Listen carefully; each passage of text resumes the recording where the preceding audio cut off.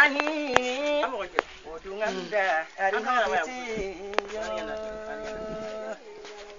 kishima ture ngunu buntaga enda haninga mpaga kuma Allahumma nyaganga kewoya yangoda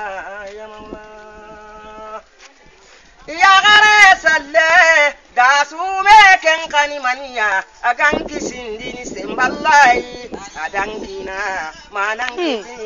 ya mawla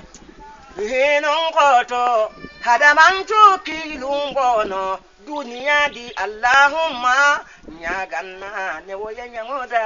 ya mawla torada yage ado sondo menchi marahinju ibisu sahana hamiti dui annanganu arino kisi ya mawla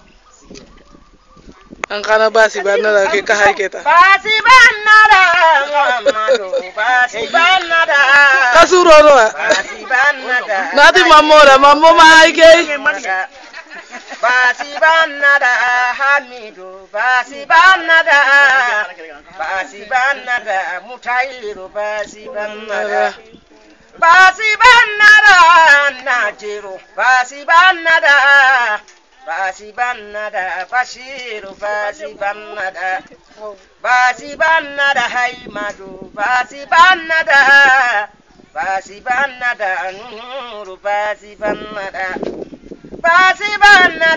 Kairu basi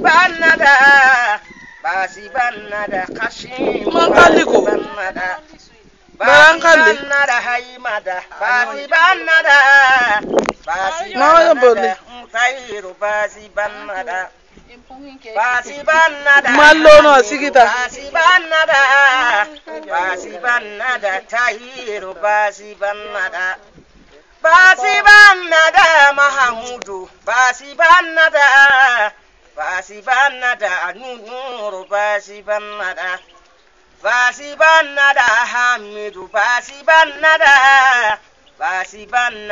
Tahiru basi banada Mutairu basi banada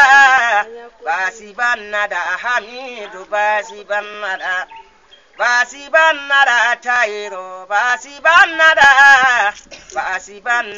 Hamidu basi banada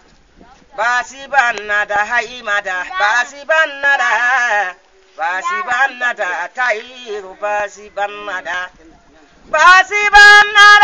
Khadijatu basi banada Hulematu basi banada Maimuna basi banada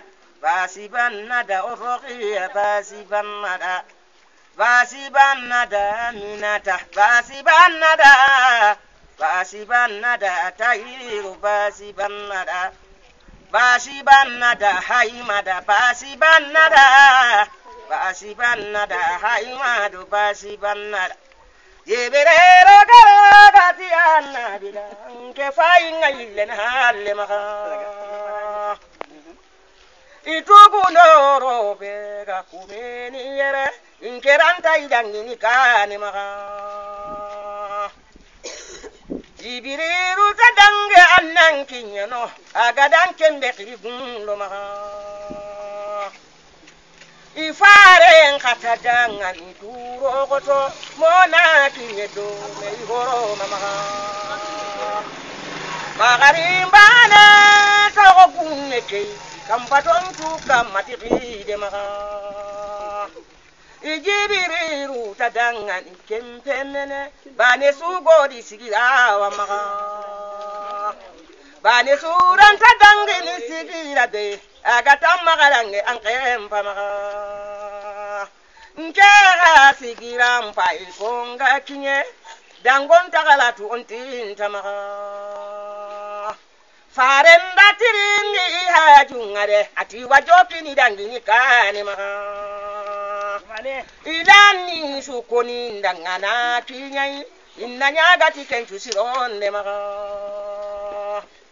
Jibiriru tiha jutananti yako mabane wanyagana alla maka Kare kota ngana kinye kota kote kembang ummaton cuka jota maka tandungi ndanin kambabane mboy ummaton posilen cundanga maka Dumane, ngore.